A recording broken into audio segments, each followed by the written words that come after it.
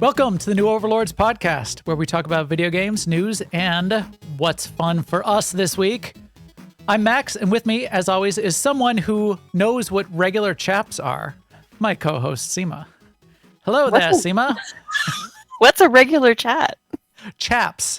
Regular chaps. Chaps. Yes, I do, actually. And what are regular You're just chaps? You're just trying to make me say the word ass. Assless. All chaps are assless. Hello, Max. How are you? So I assume that the chat room, they already told us they can hear us. And the reason I was checking and triple checking tonight is because we streamed on Thursday, didn't we? We streamed our ops night. So we run our ops night and we just stream it because it's fun to see a little bit of Star Wars. We want to keep that rolling on our channel a little bit. For the first hour, I had the stream running. I have multiple audio devices in my PC upstairs, and I didn't have one of them. I switched back and forth, and I was like manually switching it. Now I've got them both wired up, so it's not going to happen again. But my voice was on the whole time, but the Discord voice and game sounds were off for like the first hour. And so like an hour into it, somebody's like, "Oh, hey, there's no game sounds." And I'm like, "What?" And then I realized Discord chat with our ops team was off the chain on Thursday.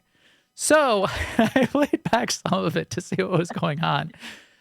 So the whole stream was me like being silent, playing the game silently, silent, and then just like yelling out random things, including donkey balls. Because it was germane, but who knew? It was part of this conversation, and it was in context. It was really funny. But here I am saying nothing, 5 minutes of nothing, and then I yell out donkey balls, and then nothing, and then I'm saying things like, all chaps are assless. Like, what the hell? I don't blame you, Forcer. Forcer says he thought that was intentional. It was performance art. Donkey balls. What is he talking about? He's just doing the ops. Why is he yelling donkey balls? Classic Max. Just yelling out donkey balls once every 3 minutes in between long periods of silence. So if you come into my stream and you don't hear any sounds except my stupid voice, let me know. Yeah. And I will fix that because it's not supposed to be that way. Like Oscar Wilde says, a friend will stab you in the front. Everybody just let him cook. Let him cook. All right. Well, since everybody can hear us, let's talk about the news. Good news, everyone. First up in the news, which we'll also be talking about in what we've been playing because I've been playing it nonstop for the past 24 hours. ARK released the second of their maps. They have 6 official maps and 6 unofficial maps that were part of the original. This remaster now, ARK Survival Ascended, is a remaster of everything. They remastered the first map in their initial release. The second map is Scorched Earth, and that's what they released yesterday. Scorched Earth is hard mode, basically. It's hard mode. So I'll tell you all about it, but that is now out there. It's free if you bought ARK Survival Ascended.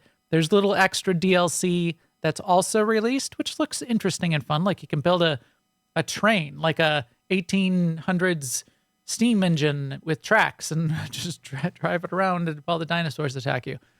But the main part of it is big bad dinosaurs and everything. I'll explain and show a little video of. But first, I want to know what's an unofficial map versus an official map. Well, some of the community with the ability to mod created whole maps and lands with dinos and quests and missions. They're not created by.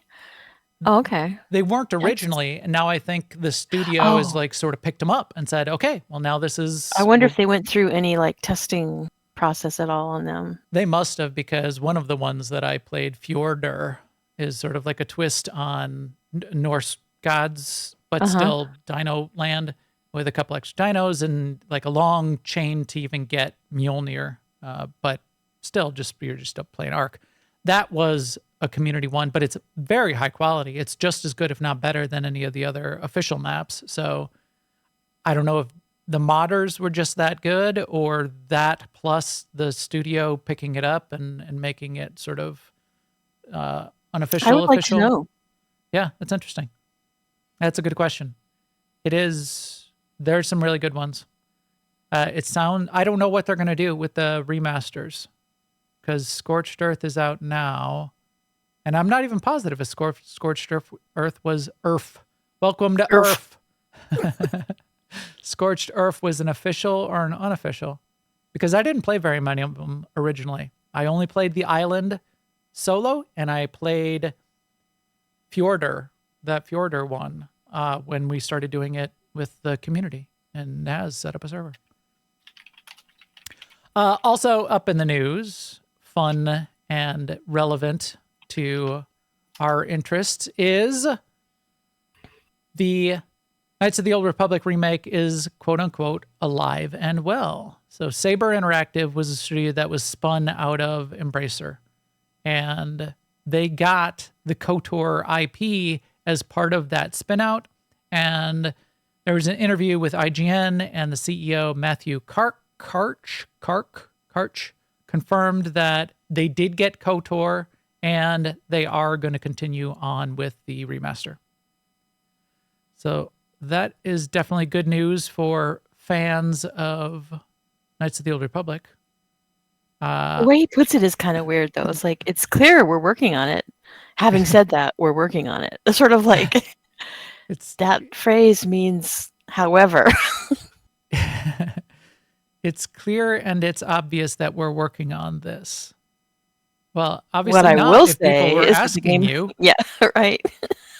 Right. Don't tell me what's clear. I'll tell you what's clear. I'll be the judge of that. We're working on it. Yeah, there's one intern in the basement behind a door that says, "Beware of leopard." That's a reference. That is a reference. They will be done in 42 years. Yeah, so we'll see. What do you think? Are you dying to see KOTOR remaster, Sema? I'm afraid to answer that question. You could say no, because I'm kind of not. I mean, I don't want anybody to take away my Star Wars The Old Republic card, but you didn't play the original ones. I didn't play the original one. And there were two. But and what makes me love and it was at a different time, and they weren't MMOs. It was single player. Right. RPG. And what makes me love the game is the MMO part of it, really. I mean, this and I recently had an experience in our game where I started the copy chapters, and then I didn't want to play them, but you're kind of stuck inside them. Yeah. And so things happen that you can't recover from until you play several more chapters. And I was like, but I don't want to play any more chapters. And I feel like KOTOR would just be like that experience, all chapters. So yes. I think people who did play KOTOR can explain to me how wrong I am on that. No, it's a single player RPG story game. And that's exactly what it would be. I think you're spot on. And if you're not in the mood for that story and to hear the story of Revan again, play the story of Revan. And there's some choices that matter, and there's some agency that you have to guide your way through the story. But if you're not in the mood for that again, then it's nice that it's coming out for the fans. I'm glad. I'll probably get sucked in and end up playing it, but I'm not. I like the original, and I could go back and play the originals again and be happy. I don't know why we need to remake everything. I want new if you're going to spend time new making IP. new stuff, yeah. In chat, Shrimp is saying go watch a YouTube video. I actually probably can't even get through that. Well, I was going to say I probably would like that better than having to actually play. I feel like now I'm going to lose my gamer card. No, that's the way I do the Final Fantasy 14 cutscenes and story. I spacebar as hard as I can while I'm playing the game, and then I have a YouTube video playing on double speed on a second monitor that plays through the cutscenes, because it's like hours of cutscenes. Yeah. And I'm not gonna like pause my playing. I want to like shoot some Koopo things or whatever. I want to ride my chocobo. I don't want to like sit there and watch the dude. I want to do my dailies that I've already done 1,000 times. Cheer. Yeah, there's something wrong with me. This just in from the chat room, and this is good news. Good news to get out there. Bad news for if you have not yet bought V Rising. By the time you hear this, if you're actually looking at it upside down. if you're hearing this before, would you say April 5th? Yeah, April 5th. The price is going up on V Rising, so it's $20 in early access. I bought it way back, so I've got it, and I'm happy because I'm definitely going to play it when it officially goes in full release, which will be in May, on May 8th. But they are increasing the price. The early access price was $20. They're going up to $35 before the 1.0 release. It's worth it with all the effort and quality and additional content that they've put in over the course of early access. So they've done a good job. That game is fun and well polished and very fun to play. Great mechanics, great design. And I'm going to be excited to get back into it. And we'll talk about it on the show because I'm sure we'll spin it up. I think that will be fun. Speaking of not a remake, but a sequel, Elder Scrolls 6 is in development. And the studio came up and said, it's obvious that it's in development, but I will say it's in development. No, actually, they didn't say very much, but a couple conversations came out around the fact that, yes, they're working on it. A little bit of information, just tiny pinches of information are starting to bubble up. It's still probably going to be years before this comes out, but it's fun to hear, especially for Elder Scrolls fans, that Elder Scrolls 6 is definitely in development as well. So that's cool. I am a fan of the Elder Scrolls series. I played Obsidian on Xbox, the original Xbox, I believe.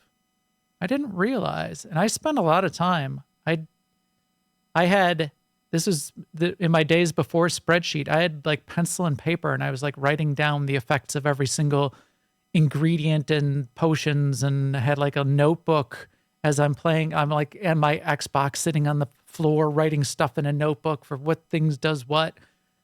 I just had that flashback of me doing that. Wow, that's something. So I'll at least get to be able to do it with a spreadsheet these days. Last bit in the news, and we tossed this around a bit. I'm going to have to play the video. I forgot. So I saw Sandland at PAX, and I don't remember exactly what was going on. It wasn't like a regular booth. So it was, what caught my eye was they had a full-size cartoony tank. So this is an action RPG, ARPG. You play a little character, you run around, I'll just let this video play. We'll do the voice later. You have little vehicles, you do some vehicle fighting. There's like a cel-shaded art style for the main game assets, but not the background. And we'll talk about that in a second because Sema hates it. No. But there's vehicle combat, and there's this interesting little tank, and you'll see it here. This little tank with the little round top. Go back. Yeah. That tank, full size, so like 30 feet tall, big enough for you to go to like step up on these stairs and go and climb into it. And then they had just a few PC screens in there, but only like 1 or 2 or 3 people could be in there. And it seemed like a game dev and somebody who was standing in line could get up and like steal a little bit of the game. But the full size tank at PAX looked pretty cool. It was fun looking. It was pretty neat. In fact, I took a bunch of pictures. I don't have them at my fingertips, unfortunately, right now. But yeah, I took a bunch of pictures because I wanted to figure out how they put it together and then how they got it into the convention center too. Because those things usually get shipped in crates. I'm sure they didn't ship it in in one piece because the thing was 30 feet tall. They had to ship it into pieces, but it was well formed, well put together, fit the art style. It looked like an exact replica of what you see in the game, which is pretty cool. So yeah, it's action RPG, and the main game assets like the characters and the mobs that you're fighting are mostly cell shaded, which if you're not familiar with that, that's very similar to Borderlands. But as they scroll out or with any sort of depth of field, it's even the foreground. So it's everything except the characters and the mobs you're fighting is not cell shaded. So they're doing post-processing, and I know what they're doing is you can actually tag the various assets for what you want the post-processing to affect. So they're allowing post-processing to affect only the assets that they tag, and they tag the mobs and the main characters. But they're a little bit sloppy about it, which is part of why I think they're just sort of cheating and just letting the post-processor sort of do whatever it wants. Some of the textures look pretty well done. They might have done some extra work on the textures. And as I'm watching this too, I realized too that by making the background not this way, it makes the character stand out more, which that might be an actual desired effect rather than just a corner cutting thing. Especially since it's a little bit of arcadey combat, action RPG type of stuff. You know, dodge, use your abilities, jump around. we'll get I'm to laughing I'm laughing ahead. So great. We'll keep an eye on this.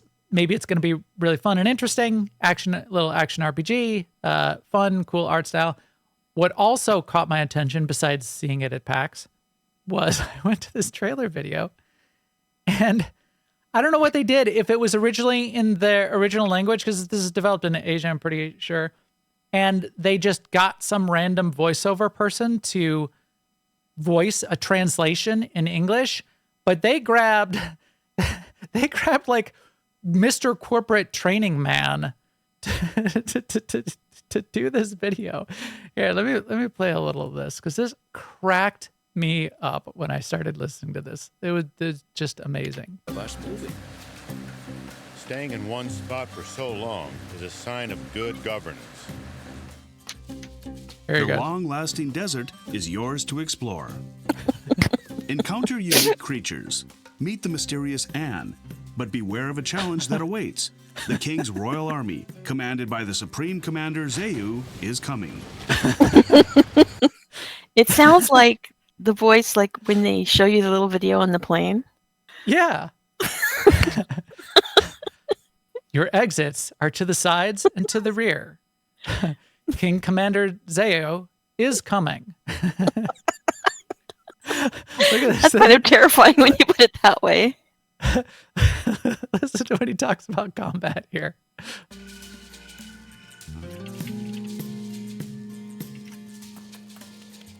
Careful, your first fight is coming. Fists up. Fists up. In combat, Beelzebub is a ferocious fighter that has access to light and heavy attacks, which can be chained both on the ground as well as in the air. Don't forget to dodge in midair and sideways.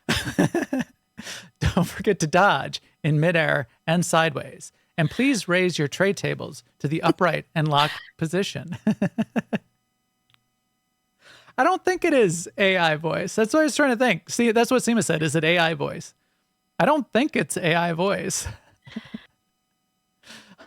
Don't forget to dodge on the ground or in the air. Oh, and in the air.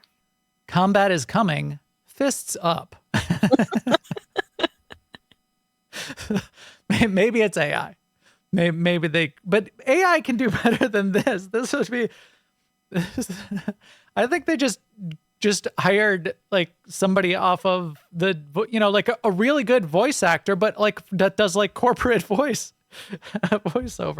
corporate training videos. He has a wonderful voice, and that was one thing I was going to say about it. It is super clear. Yeah, that's what I'm saying. It's very clear. It's an appropriate voice for things like the safety video on the airplane, but not to make it exciting for Beelzebub has many abilities you can use in combat. That's not gonna. That's the fellow kids are not. Hello, fellow kids. You can play this game as well as I do. Anyway, that is it. That is fun. That or something we're gonna have to keep an eye on because that is hilarious.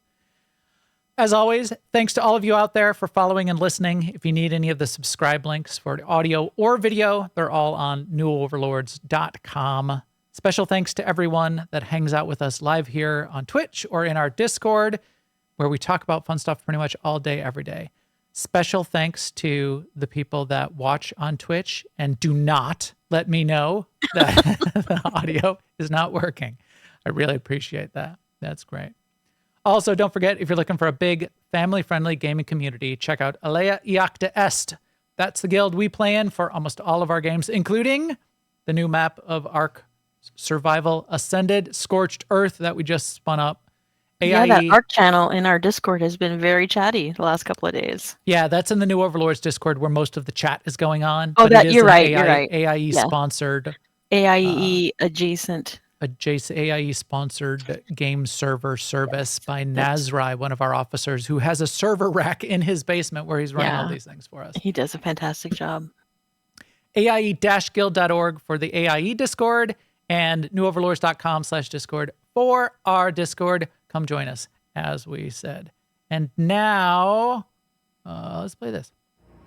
I want to survive. Say it again. I want to survive. Louder. I want to survive. Come on. I want to survive. Like you mean it. I want to survive. Louder. I want to survive. Yeah.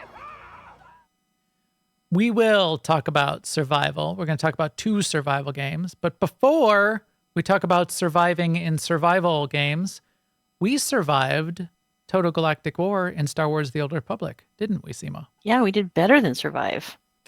Why don't you explain what Total Galactic War is for anyone that doesn't know? It's an event that comes up, I want to say every 9 weeks or so, because that's what Stask said. So I think that is obviously true then. Stask is a known liar, so be careful with that. But it's a part of the conquest system in Star Wars: The Old Republic, and what it means is it goes by points, and like you get points for kind of every activity you do in the game, and they're kind of weighted. They attempt to weight the number of points to how much effort it takes to do something. So things that take a lot of effort, like 10 wins in PvP or something, get a large number of points. Yes, and they're always kind of fine tuning that to keep it sort of fair. Yep.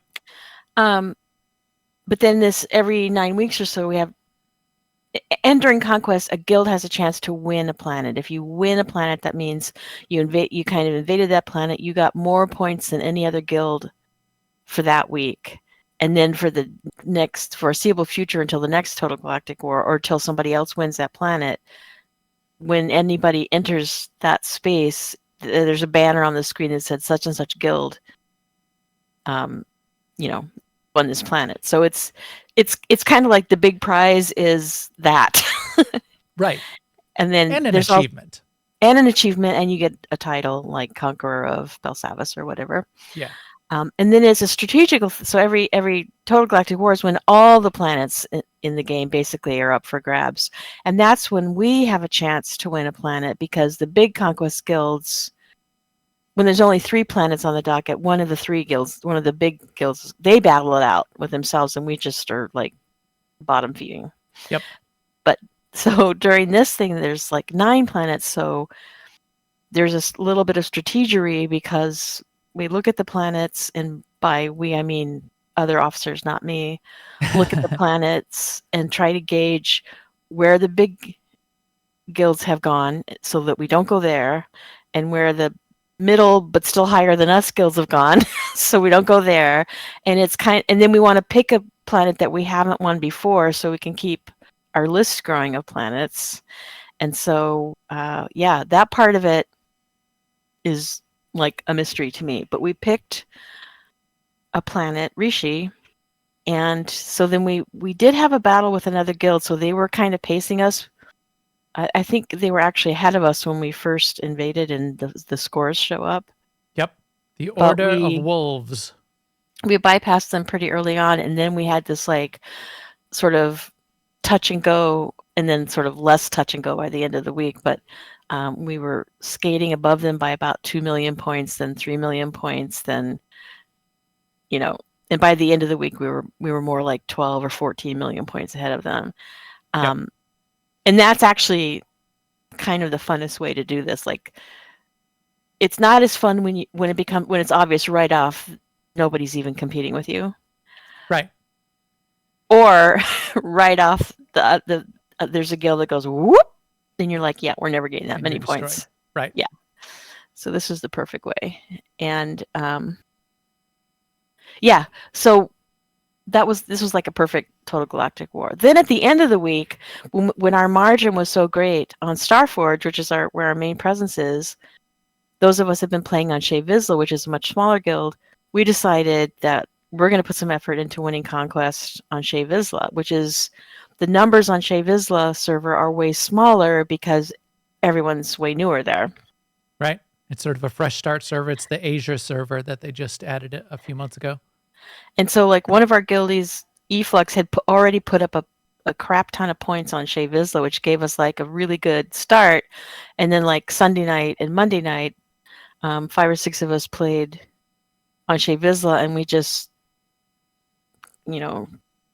took care of the guild that was originally was trying to Put them in their place. put them in our place. So we actually won Total Galactic War, 2 different planets on 2 different servers. That's kind of a first for us. That is pretty amazing. But you're right. The aftermath, we're like going, I'm glad it's over. I'm glad it's now 9 weeks before we have to do this again. I played a lot. Yeah, Eflux says it was touch and go for a while on Shea Vizsla. And there was times when we would be 2 million ahead on Starforge, and that's in range of someone to catch up. And we would be 200K behind someone, and we're like, can we make 200K? It's like a whole different scale. Right. But as you said, sort of as you introduced it, and that was part of our calculus in picking one of the planets, was we could have picked, there was a couple planets that we had won before, but we would have been way ahead. We would have won handily. But we decided not to, because it's also an opportunity to generate fun, sort of a little bit of forced fun with the guild. And because the other guild is chomping at our heels and we're trying to put points on, we had point totals and status updates going on all week in Discord. I had a spreadsheet that I was tracking whether our lead was decreasing or increasing. The other guild, for some reason, on Saturday morning suddenly had 30 people on early Saturday morning. That was a scary moment. Yeah. We think that maybe they did a bunch of recruiting, and if you recruit someone to your guild within the week, their points don't count to Total Galactic War. Right. But we freaked out for a second because with 30 people on, they would have blown us out of the water if they were going to have 30 people on all day. Right. Especially if they were flying GSF or doing anything like semi-coordinated. So we then rallied the troops. We had special fun events on Wednesday and Friday. We had our big Tuesday night event where we put a ton of points up on the board with like 15 or 20 people that were all doing our Tuesday fun night.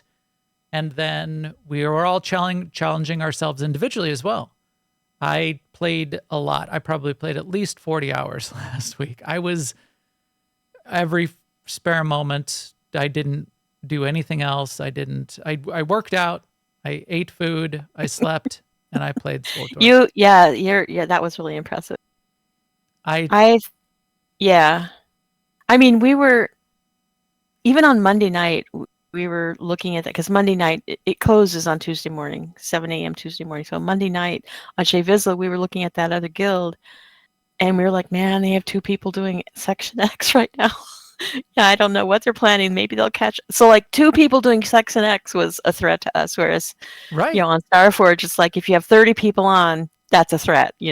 Right.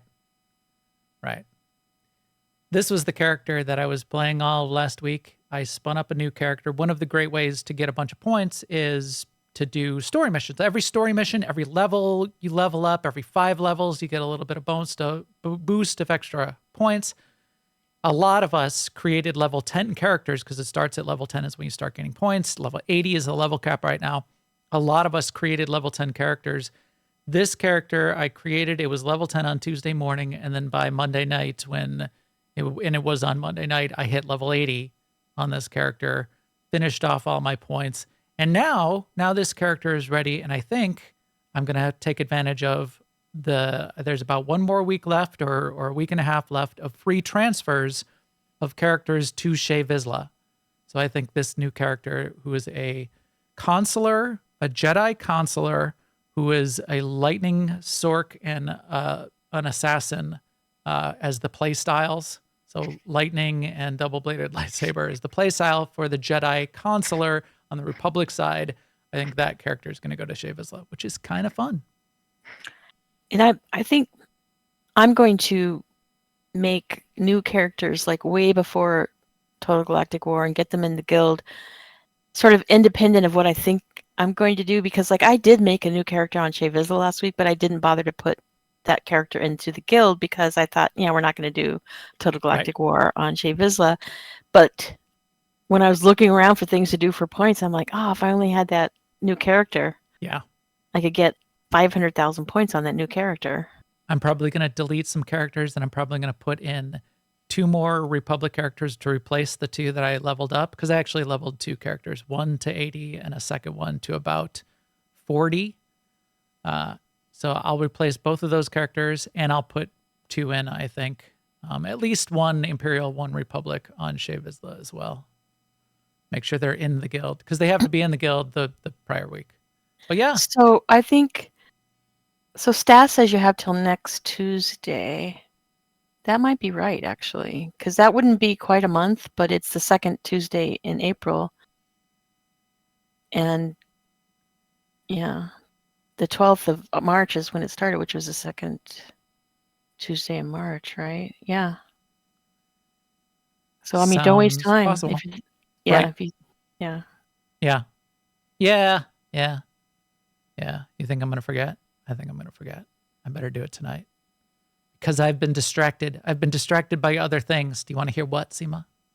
You don't want to hear what I've been distracted by? I feel like I already know, but yes, I want to hear. Well, 2 things. So that I put it in the title of the show. What did I say? I said sweet and salty survival. On the sweet side, the nice little fun survival game, but not overly childish or sweet, but fun and nice, is Lego Fortnite. So I played quite a bit of Lego Fortnite, actually. Lego Fortnite is an interesting experience. It's a great it's a Lego survival game. Lego building, crafting, pick up rocks, make an axe, build a crafting table, snap together with Legos to build your little fort or your little house. There's a bunch of systems in there to build different things, to go out into caves and fight little monsters and skeletons and get more crafting and resource materials, little garden plots and growing things in your garden, a juice maker to make smoothies out of the things that you're growing in the garden. So everything you'd think of a modern crafting, base building survival game, but it's all Legos too. So every Lego game that's ever been created that I've ever seen, and I'm sure maybe there's some bad ones out there, but every Lego game seem good, right? They seem to be well formed. I don't know if that's just the Lego Corporation putting extra quality control on things, but for whatever reason, all of the Lego games, Lego Star Wars, Lego Batman, and now Lego Fortnite, Lego Survival is just well done. It's good. It's solid. It feels a tiny bit early access right now, but they're adding a lot really quickly. It's only been out for a few months, but there's a lot in there and there's plenty to do. What did I do? There's 3 biomes. So one of the things that you might do to progress is build up a base in each of those biomes so you can get access to some of the additional resources. You want to get through the tech tree to build up because you get the rock crusher allows you to create the material that builds the next table, builds the rock polisher or whatever the case may be. You want to get through all of that. You want to build your extra bases, and you want to fight bigger and bigger monsters in the more difficult biomes like the snow biome. You want to fight the frost brute in the snow biome. So that's one thing you could do to progress. And I did a bunch of that, and I went through caves. I beat some of the little mini bosses in the game. They're just sort of like wandering bigger Lego creatures. Built a bunch of the tech, expanded it out. Then you can also, if you want, get into some of the other side games, mini games, extra systems. They added fishing into the game. And fishing is a way to go and get some additional resources, but there's a whole sort of fishing progression. There's also a bunch of companions, and you find either the companions wandering into your little camp, your little village where you're building your house and stuff. And if you've got a bed available, and as you rank up your little village between rank 1 and rank 10, you can add them to your village. They can become one of your companions. And you can take one of them with you, like into a cave, so they can come fight with you. You can assign them to one of your crafting stages. You can do that without stages. like sucking out their blood or their souls or enslaving You don't them or have anything. you don't have to cannibalize them. You don't have to no human sacrifice necessary. That's true. So how much does it share with Fortnite? That's a Like, good I don't question. expect you to actually know, but I mean, it's sort of like, I assume infrastructure on some level, Yes. but I'm wondering if like this is really how we could get Oasis, is like just Fortnite building out this whole game like universe where it's the Fortnite, but it's all these other games too, and they communicate with each other in my dream. Yes. No, you're absolutely correct. This is one of a few different games that are now part of the Fortnite ecosystem. So there's also a Rock Band, a version of Rock Band. It's called it's Fortnite Rock Performance or whatever. So just as you remember, if you ever played Rock Band, where you actually had even the physical guitar, they're talking about making a physical guitar. So it's a rhythm game, Rock Band type of game.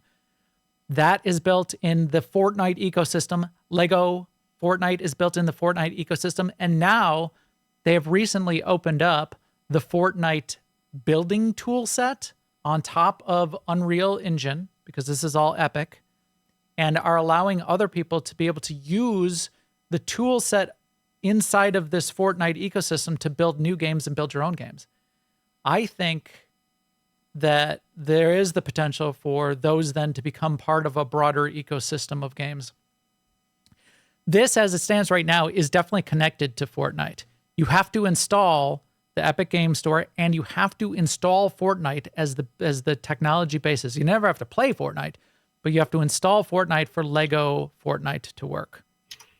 Then it's also connected from a skins and store perspective, to the degree that a bunch of the skins that you may have already bought for Fortnite, and I did not ever buy any skins for Fortnite, but if you bought them, some subset, but a large number, they made a Lego version of it, and you just get those. Now, those are now there in your collection.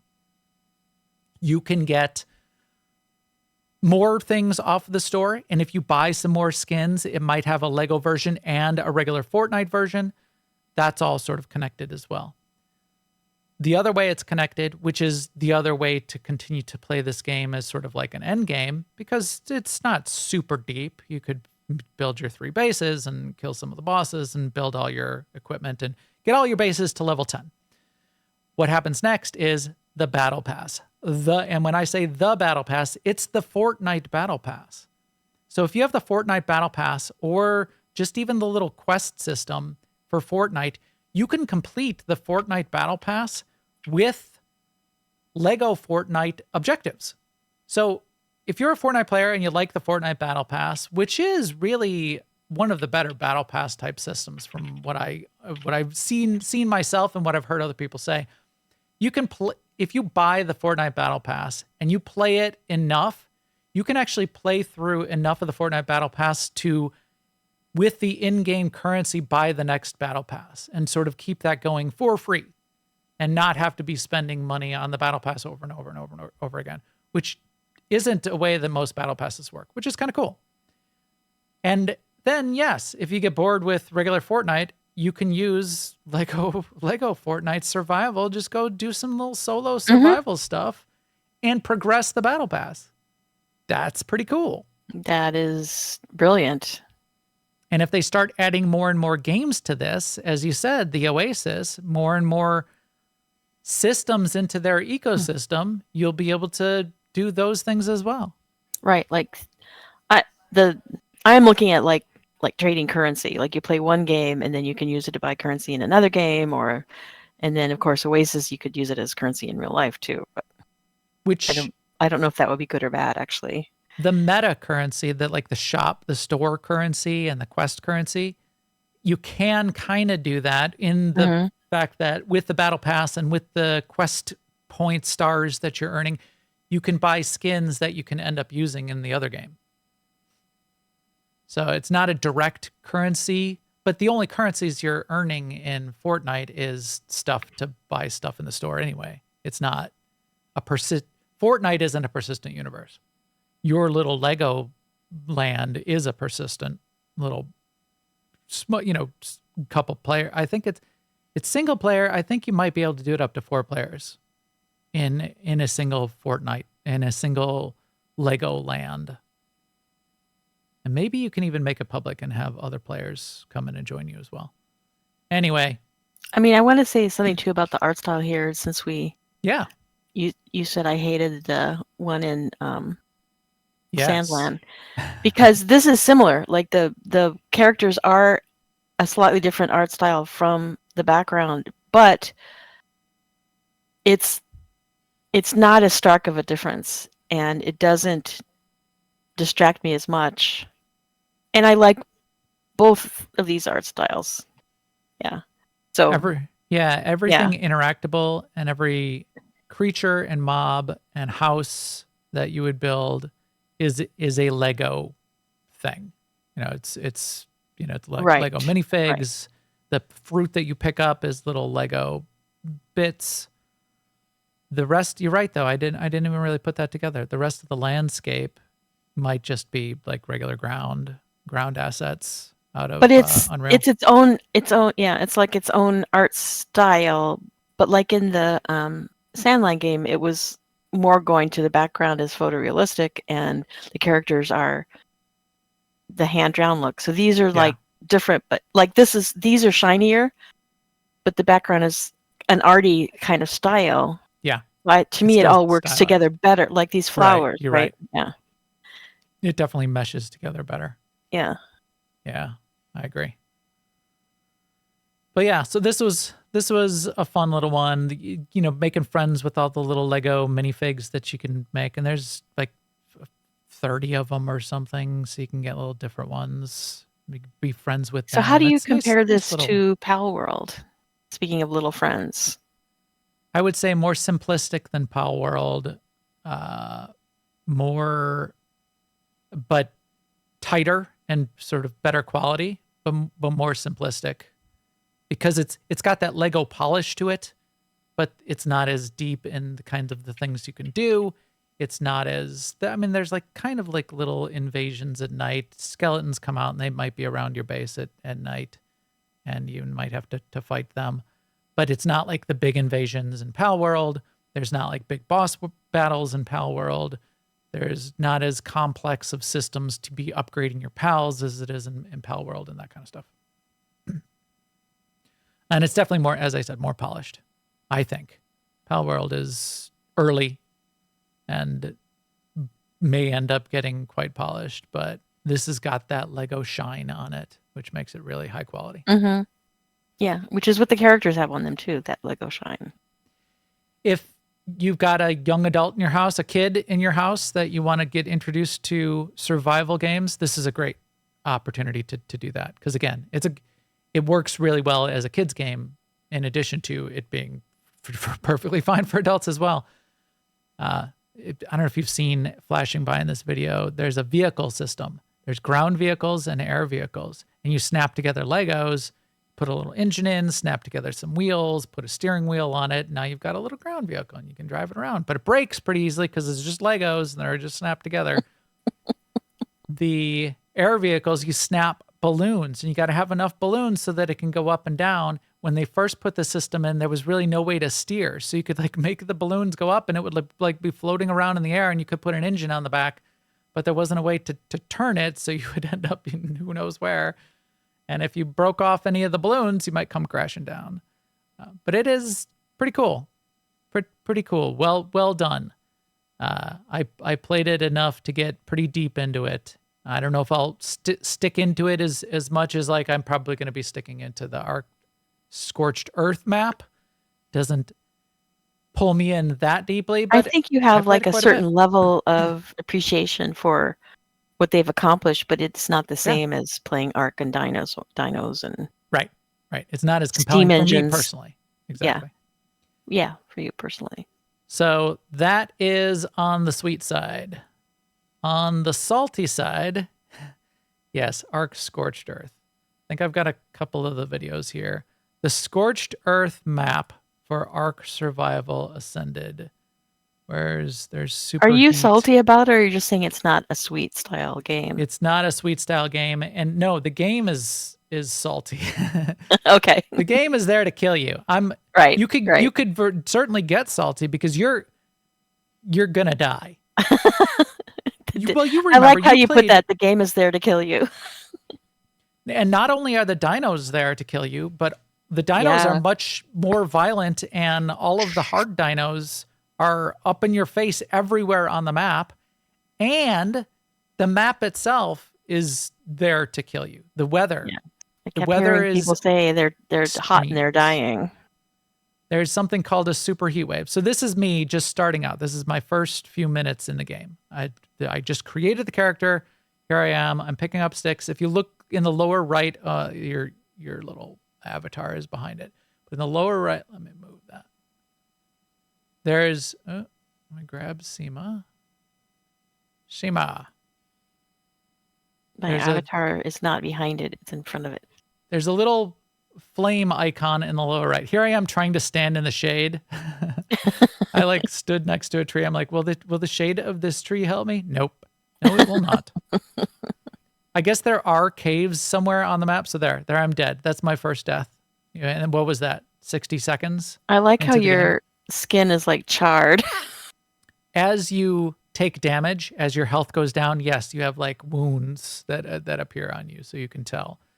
Because otherwise, there's no health bars in the game unless you get an add-on, which is going to show health bars. So same thing on dinos. When you're attacking a dino, you don't know how damaged it is unless you look close and see that it's got wounds on it. So here I am, round 2. There's still a super heat wave going on. My health is already at 50%. I just was running, punching the ground, and now I'm running over here towards that supply crate. I'm thinking maybe I can get a supply crate. I'm too low level. I didn't even think of this, but I'm too low level to even open that supply crate.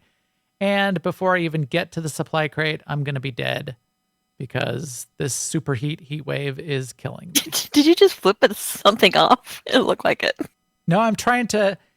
What you take with you when you die is your progress, your character progress. There, I just ragdolled down to the ground. That was death number 2, real time. You get experience, and I'm trying to use my experience points. Every time you level up, you get another point to invest in your attributes. And you have to click on it to put it somewhere. Yeah. So I'm trying to use those attributes because maybe I can put attributes in health to keep myself alive a little bit longer.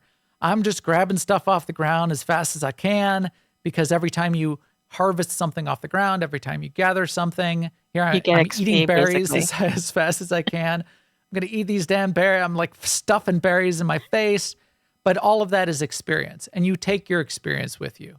You could go back to your corpse. You could find your corpse and pick up the things. You can even see the marker on the screen where it says, your last death was over here. Come, try to get your stuff off your corpse. The first 5 minutes of the game, it doesn't matter. You just ignore your corpse as you die. So here I am. I'm picking up rocks off the ground. Now I get to this crate. I'm going to try to open it. And, requires level 70 to open. This is when you level remember. 3. Great. So here I am just picking up more berries off the ground. I'm probably going to try to eat more berries to keep myself light. Here I go. Put more in health. Grab more berries off the ground. Gather. Try to get more experience. And I'm about to die again. And it'll be death number 3. So I'm leaving corpses all over the map. Is there a trick you're missing here? Well, the trick is that the superheat heat wave is kind of impossible at these lower levels out in the general parts of the map to survive. If I had found a cave to go into, I could maybe have survived because I would have been out of the heat. But then you've got like raptors and then you would starve too, T-Rexes until you came back out again. Yeah, exactly. And so no, there's no way I would survive. But I kept going, and that's sort of the point. You just keep on going. The heat wave, I learned, comes and goes. Okay. As the heat wave abates, or maybe night comes on and there's no longer a heat wave, you'll be able to survive quite a bit longer and maybe make yourself a little bit of shelter.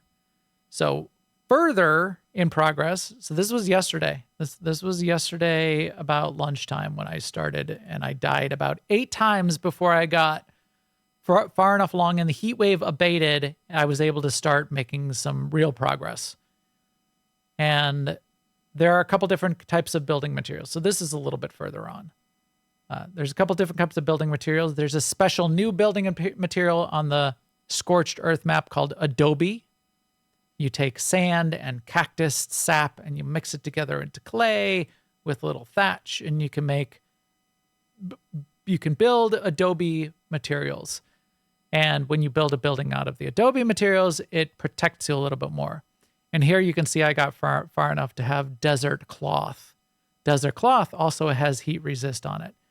So here's the next day. This is me. Probably early this morning. There's a superheat heat wave. I'm still taking damage when I'm outside in a superheat heat wave. And when I only had regular cloth armor, I would die during the superheat heat waves, even inside an Adobe house. And I created some storage boxes. I put everything in the storage boxes because I knew I was about to die, and let myself I succumbed to the heat. And then I woke back up and I ran to my house. I had a bed in my house, revived right in my house, and kept at it until I got myself as far along as I needed to create some better materials. And now I can survive the superheat heat waves in my Adobe house with the desert gear on. And that's what you're getting to. Death is a part of life. You sort of go and do what you need to do. And there's new dinos. So like this new dino is sort of like a proto-camel, cross between a camel and an elephant a little bit. I've got the camel dino. It holds water because water is super important. It retains water, and you can actually drink the water right out of it. You can extract water into canteens and drink it. Drinking my camel. It's just sucking the water right out of the camel. That's better than sucking the blood. Sucking the blood, as we're going to be doing in Dune Awakening survival. Exactly. So this was about an hour ago as I was getting ready for the podcast. I have that little creature on my shoulder. It's a cat fox. What's it? Is it keeping you warm or cool? No, that one just hangs out and doesn't do much. You can use it as a little bit of storage. I think it's called a jerboa. I think that's what it's called. But now I've got a little barn for some of my creatures. I've got an Argentavis, which is one of the nice flying mounts. I've got a family of the camel mounts. I've got a couple. Oh my gosh, jerboa is a real thing. They switched them all. Like the camel thing used to be called a camelsaur. Now it's called like a malasaur or something, which was the proto-camel. They tried to to match everything in the game to something, something that was that's realistically been documented on some level. Yeah. exactly. It might not be Even though this from the isn't same really era, Earth. Yeah. right? It's definitely not. These are arc satellites hovering above the Earth, actually, and this one that we're on is defective, and that's why the weather is so extreme, and that's why things are going wrong, and you needed to sort of get through and survive this particular arc to try to win. That's an interesting question. Forrester asked, would an Iron Man playthrough be impossible? Unless you got really, really lucky, I would Spawn bet next that it to a would cave or something. spawn next to a cave where there's no wildlife, because the caves are all quite dangerous because of the dinos. So if you spawn next to a cave, you're probably going to die because of raptors and T-Rexes and boa constrictors and scorpions that will kill you in one hit. So I would be really surprised if anybody got through an Iron Man playthrough. If you spawned at night and there was no heat wave and you could really quickly create an Adobe hideout and get yourself to a cave. Ask a real streamer. Thank you, Sema. I am not a streamer. It might be possible if you arrange things for yourself, or you got really lucky in both starting position and in the weather. But if you get a heat wave right away and you're level 1, you're only going to last 60 seconds. You're not going to get anywhere. You're not going to be able to get yourself even to a cave at that point, I wouldn't think.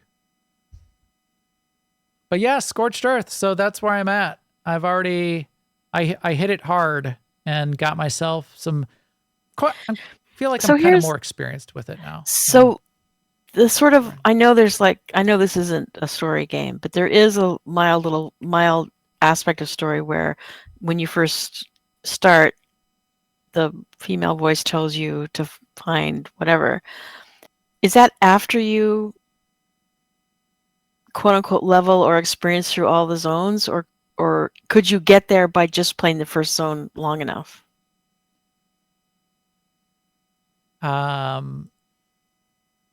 There's a little bit of a story to each of the arcs. Okay.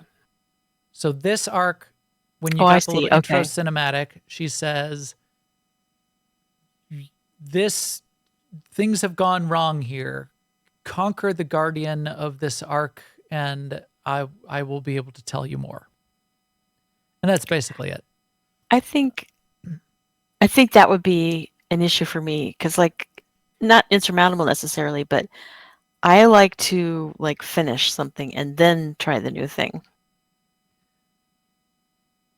And Well, you mean finish the island map?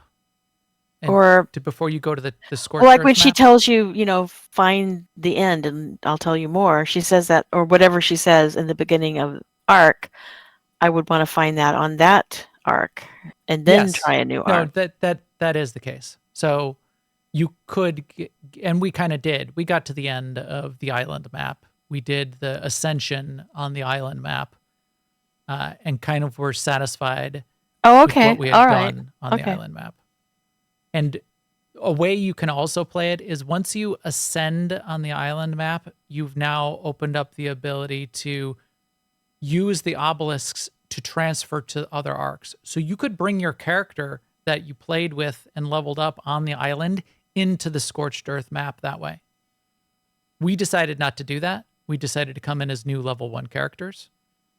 But it's Gotcha. designed to basically, even as a private server, network all of your server maps together and bring even a subset of dinos and your character to the new map.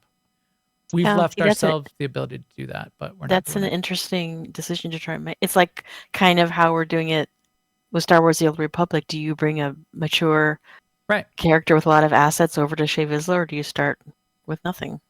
right. We kind of talked amongst ourselves. We had Nepthin and his son were playing, Dorfson, Sylvanas, and Relsemi, and I think their son were in a group playing. A couple other people came in and out, and then I was obviously playing. Of the people that were still active, we tossed the idea around. What do you want to do? Do you want to keep our characters and go into the new map? And we all kind of decided we wanted to start fresh and start from zero to hero. Mm-hmm. I get that. For people that play a lot of survival games, I bet that's the way they might want to play it, because the dopamine hits come fast and furious early in the progress. Yeah. And you want that is a big part of it. Yeah. So we still have fast leveling. We have like 3x speed on leveling. We have 3x speed on gathering, which is sort of like sometimes they'll have a bonus weekend on the regular servers. That's the speed at which we've now allowed ourselves to play. We started at not even the bonus weekend speeds on the island map when we started. It's probably almost too fast even, because now in 24 hours, I'm like level 60 or 70. I think I hit level 70 out of 110 or whatever. So it's very fast. But we've all played this, and we've got other games that we play. This is pretty interesting to just get in,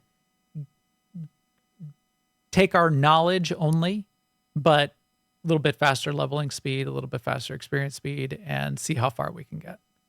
And it's been a ton of fun. I'm having fun with it. It is a dangerous map. The weather is only part of the danger. The whole entire map is dangerous in terms of other creatures. There's Argentavises and raptors just roaming the entire map. There's bigger, nastier creatures in a lot of the different corners of the map. So here I had just a fenced off area where I was keeping my dinos, but I was noticing throughout the day, this morning in particular, Argentavises were flying in, which are sort of like big birds, which can kill dinos. I created that little barn and put all my dinos into that barn. I was rushing to get it done before the podcast because I was going to be away for a couple hours, and I didn't want, while I was gone, some bird to come in and start killing all of my tames. So you got to think about that kind of stuff quite a bit. You got to keep yourself safe from the weather and safe from other dinos. A lot of the things that were on the island map still exist on this map, but not everything.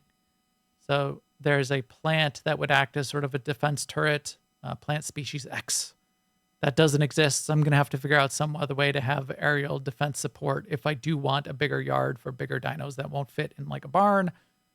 But that's a problem to solve. So that's fun. So yeah, quite a bit of sweet and salty. I'll keep you updated on my progress in Ark Survival Ascended Scorched Earth over the next couple weeks. And we'll see what else pops up. Tetsemi was sending me links to another little survival game that's out there on Steam that I might check out too. How about you, Sema? What are you missing tonight? Because I know you got IRL stuff. Yes, I do have family in town this week. They are actually in the next room having a fun all evening, but I was pretty sure that it wouldn't cause any audio interrupt. You can't hear them, right? I cannot, and I'm disappointed. Live studio audience. We should have Yeah. We should have them in the background, like cheering and clapping. And so they're over there talking about not games, not podcasts, nothing about that. Yeah.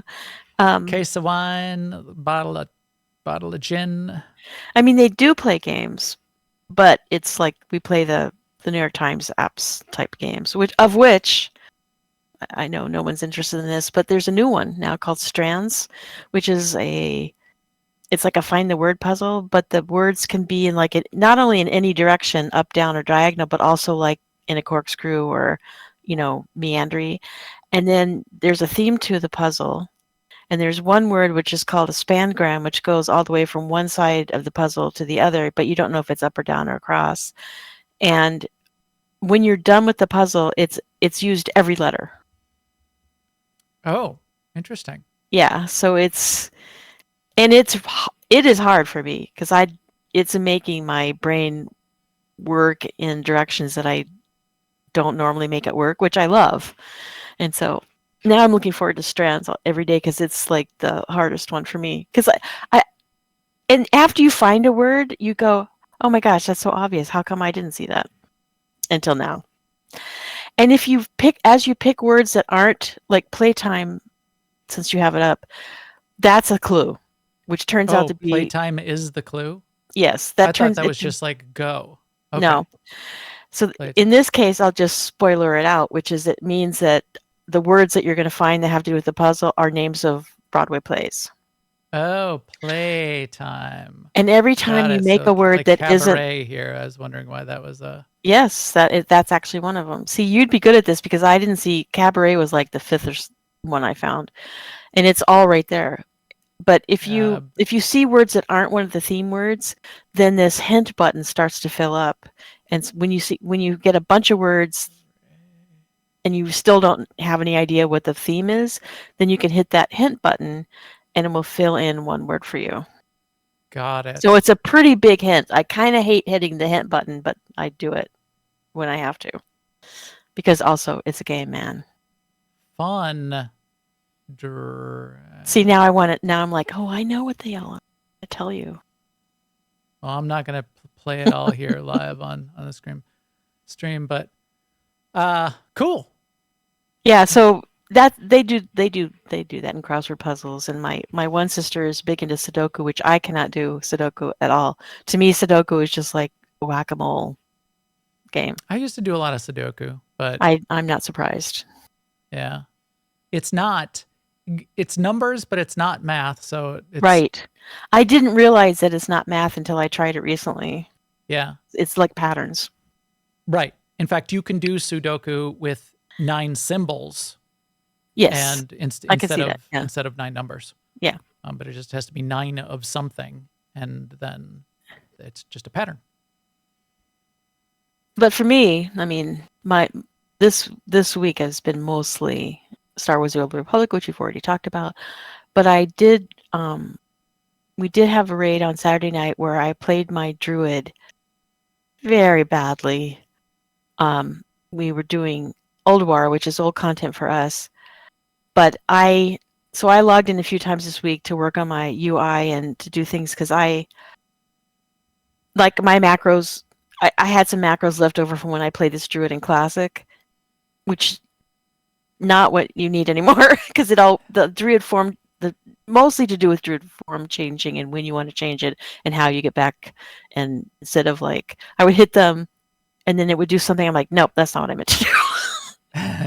So been working on my UI in WoW based on a couple nights that we've raided. I remember like, no, this is not set up right.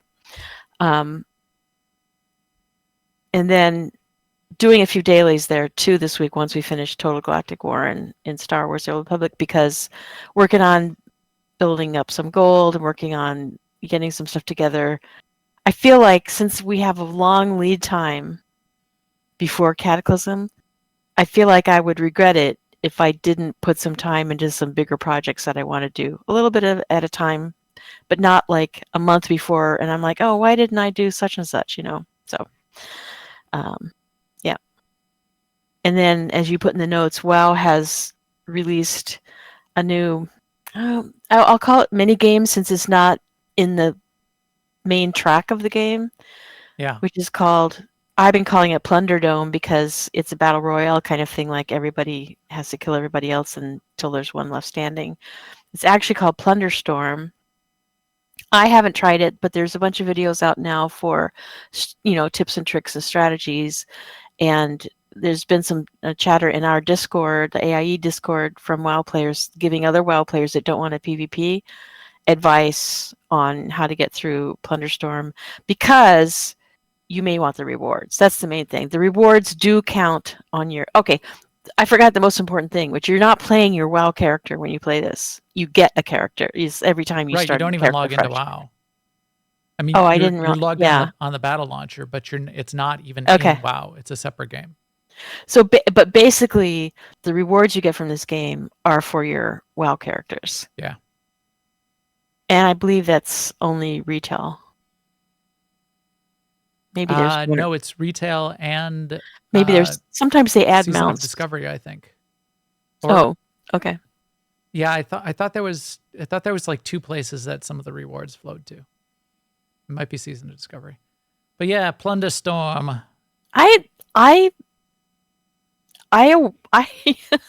it's not for me, but I do applaud them for this is like very different. Nobody expected something like this. And a lot of MMOs do struggle with how do you keep your PvP players happy.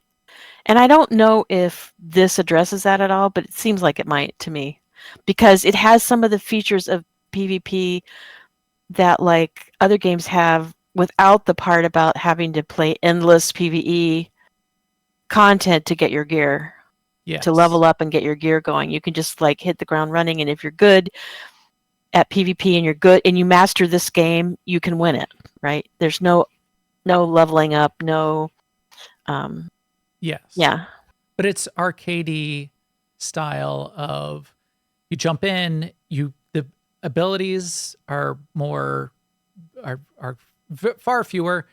They drop And there is while there you are play. quests. You sort of like Yeah. level up. You pick up an ability off the ground, and now Yes, you've got yes. some overpowered ability. But it's not Yes. connected to your character. Right. And you They're level up themed within abilities. the Plunder Storm, but what I mean is it's not persistent, and also you don't have to do any leveling and then go play Plunder Storm. It's like Right. it's kind of like Fortnite. It's a battle royale. You know, everybody yeah. starts on equal footing, and you know, you can get lucky when you drop in. Maybe you dropped in right next to one of the most awesome AoE abilities, and you grab it, and then you can kill a bunch of people who are standing around you. I mean, for me, the closest thing I've probably played to something like this, and it's not that close, is Heroes of the Storm. But the idea of like you pick a character and it's brand new each time, and then you level up within the game within exactly. that game, and then you start over again if you want to play again. But it is a battle royale. It is PvP. It isn't your character. It isn't, you know, it's not the abilities you remember. It's not tab targeting. What I heard was that Blizzard had acquired a small studio that was working on a battle royale game separately and had sort of like the tech for battle royale abilities and design. And they decided to make this out of what they were working on. And now I'll make the same comment about this that I made about Lego Fortnite. Like, if Blizzard's going to work on a environment, I mean, plugging different games into, I mean, maybe this is also is a way to get to Oasis. Yeah. I feel it's stronger in the Fortnite thing, though. It is definitely much stronger in the Fortnite thing because they've opened it up for other developers, like anyone, to start to develop. In fact, earlier in the chat room, people can scroll back. I think Forrester was saying there's the ability to even publish a game and where you can get money for the game you created within their ecosystem. They take a cut, but then you can like sort of like sell it on their marketplace or something. I'll have to look into that. But yeah, they should have done this a long time ago if that's what they were looking to do. They had a big opportunity to do that. And even Heroes of the Storm, which they kind of deprecated and aren't paying that much attention to and made a lot of people sad by deprecating. There was WoW characters in Heroes of the Storm. That was another opportunity for them to create more games within their ecosystem. And I mean, Hearthstone is all WoW characters. Yeah, Hearthstone is very WoW. The little mobile game is all WoW characters. Overwatch is a separate IP, but Overwatch flowed into Hearthstone or into Heroes of the Storm. Yeah.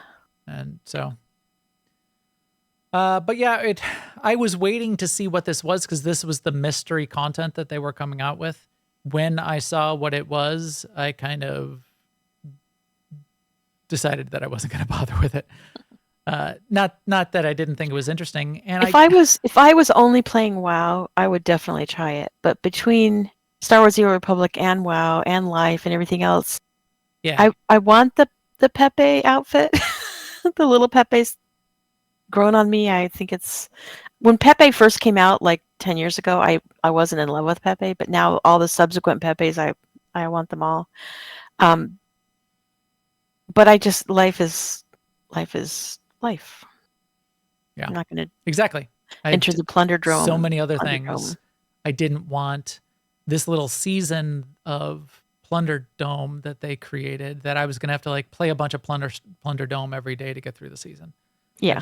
That's the grind I didn't want to get into.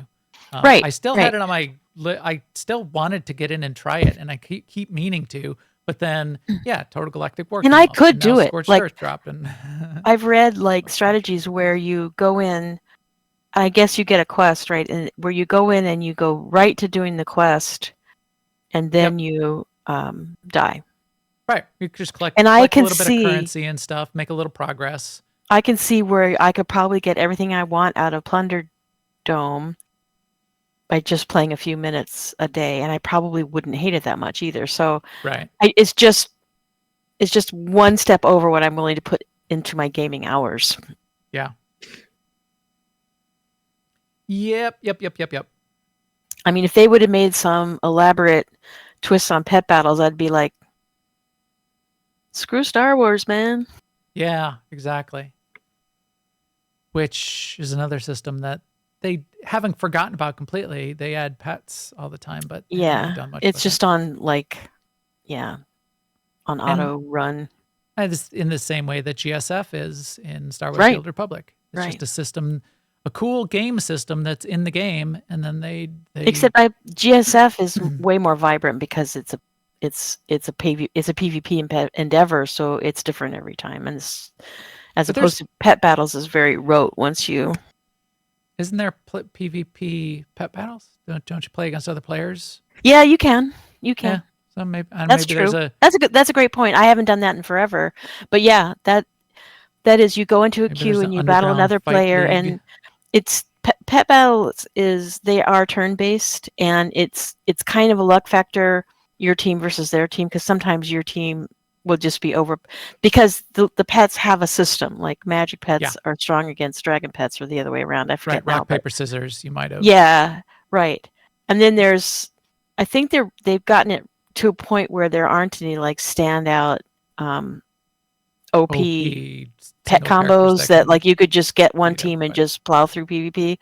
But I could be wrong on that. But I think what they did that kind of took the shine off of pet battles for me is they just made it so there's so many pets. Yeah. There's just thousands of pets. So you can't those things that you can't get them all or you can't complete. It takes away part of it for me. Right. Well, cool. Like if they would come out with like 9 new pets with every content drop, that would be a lot. Acquire the 9 pets, even if you had to get them from a raid or whatever, and then level them up and all that stuff. But it's like 50 new pets. Yeah. Right. That's too many. You're right. Yeah. Some manageable number that then you could go after and feel fulfilled by completing it. But when it's too many, then you don't even want to do any of them. Yeah. So I did go on Monday night. I raided with Where's the Cantina on Monday night in Star Wars: The Old Republic, and we had this conversation about spiders because we have a friend there's a friend in the raid who's very averse to spiders, and I forget where it came up because maybe there were some like robo things that look like spiders or something, and that was bad enough for it to kick in.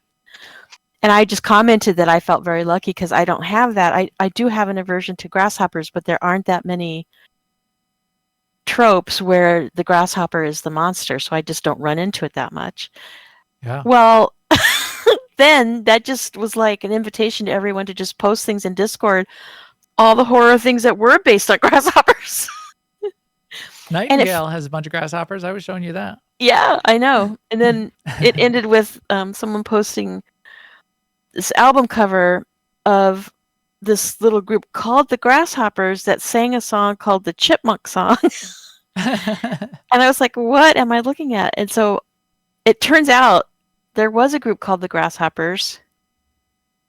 I mean, the Chipmunks, but it not only they weren't the only group that recorded the Chipmunk song, which is a Christmas song, by the way, but it was very weird. And so I went down a little internet black hole reading about all the technology they use to make the voices and all that stuff. And then I also found on YouTube this group called the Whales, which used the opposite version of the Thanks a lot, Max.